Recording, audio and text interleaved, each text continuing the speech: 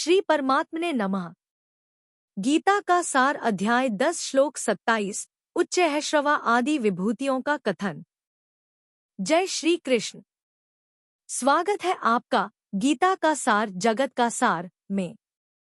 भारतीय जीवन दर्शन की दृष्टि से किसी भी ग्रंथ की वास्तविक उपयोगिता इस बात पर निर्भर करती है कि वह मानव को उसके परम लक्ष्य तक पहुंचाने में कितनी सहायक सिद्ध होती है।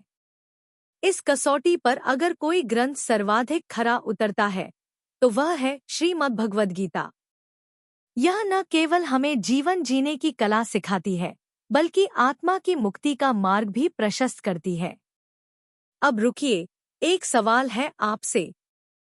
क्या आप सच में इस दिव्य ज्ञान को अधूरा छोड़ना चाहेंगे? थोड़ा सोचिए।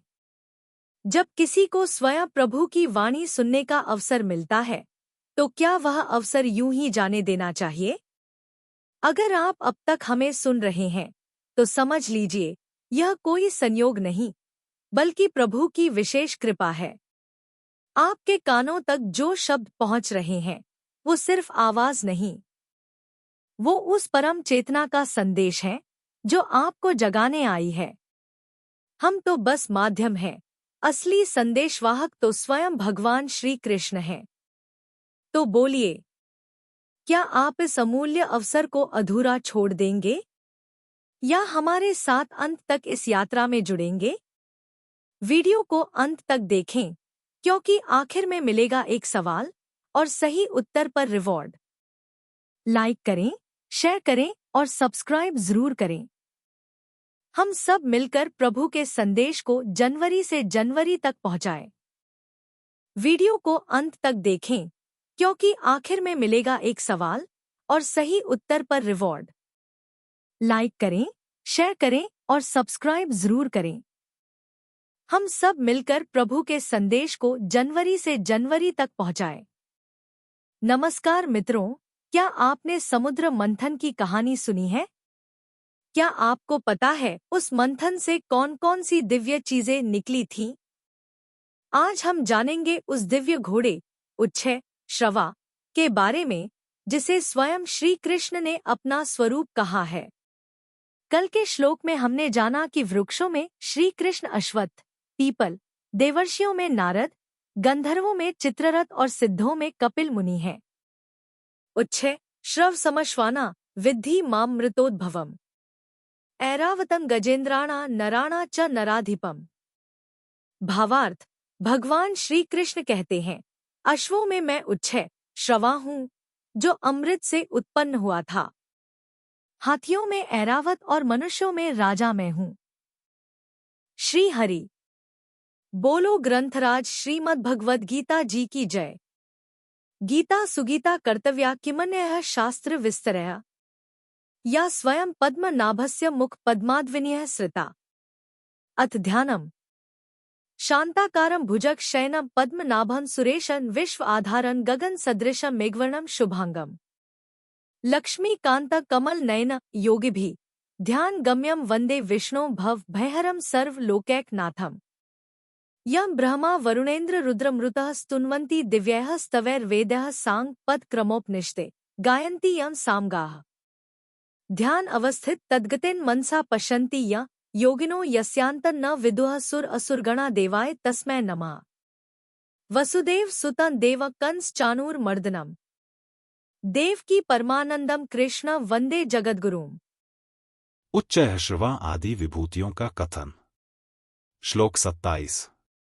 उच्च है श्रव समश्वाना विद्धि माम मृतोद्भवम् ऐरावतं गजेंद्राणा नराणा च नराधिपम्। उच्चारण की विधि उच्च है श्रवसम अश्वानाम विद्धि माम अमृतोद्भवम् ऐरावतम गजेंद्राणाम नराणाम च नराधिपम। 27। शब्दार्थ अश्वानाम अर्थात घोड़ों में, अमृतोद्भवम अर्थात अमृत के साथ उत्पन्न होने वाला, उच्च श्रवसम अर्थात उच्च श्रवा नामक घोड़ा, गजेंद्राणाम अर्थात श्रेष्ठ हाथियों में, ऐरावतम अर्थात ऐरावत नामक हाथी, च अर्थात और, नराणाम अर्थात मनुष्यों में, नराधिपम अर्थात राजा, माम अर्थात मुझको, विद्धि अर्थात जान।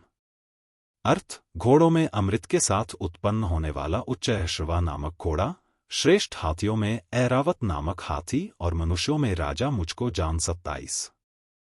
व्याख्या उच्चैः श्रवसमश्वाना विद्धि माम मृतोद्भवम। समुद्र मंथन के समय प्रकट होने वाले 14 रत्नों में उच्चैः श्रवा घोड़ा भी एक रत्न है।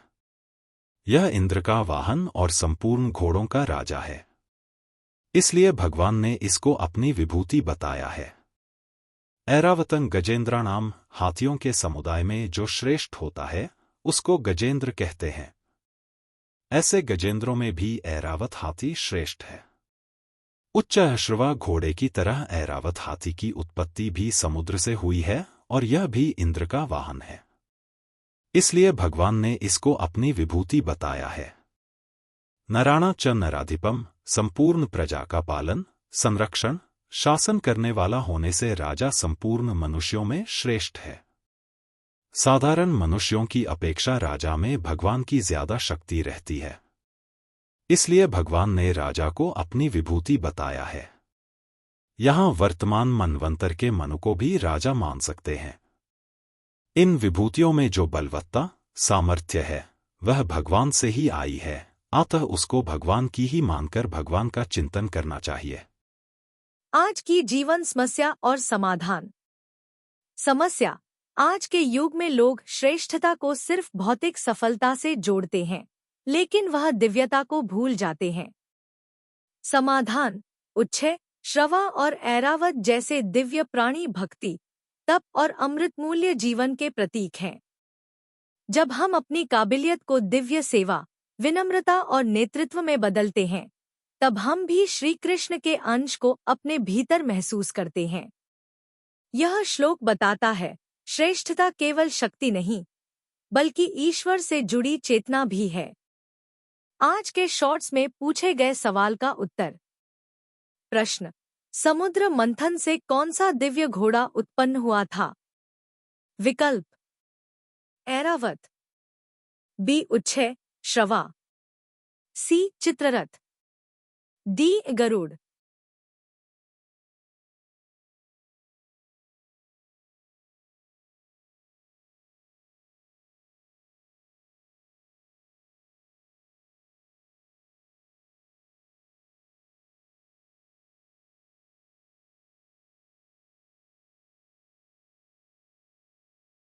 सही उत्तर बी उच्चैः श्रवा। व्याख्या: उच्चैः श्रवा एक दिव्य घोड़ा है जो अमृत मंथन के समय समुद्र से प्रकट हुआ था। यह 7 मुखों वाला घोड़ा देवताओं का वाहन माना जाता है।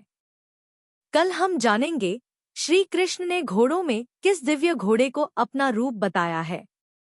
क्या आप जानते हैं कि समुद्र मंथन से निकले श्रेष्ठ घोड़े का नाम क्या था? कल जरूर जुड़िए गीता का सार जगत का सार में।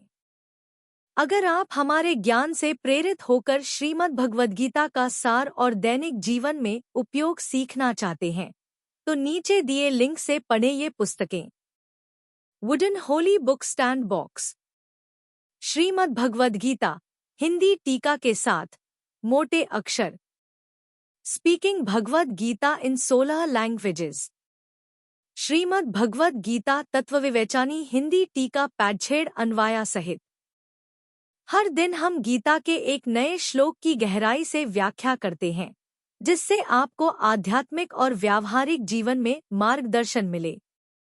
कमेंट करें और अपने अनुभव साझा करें। क्या आपने कभी गीता से किसी समस्या का समाधान पाया है?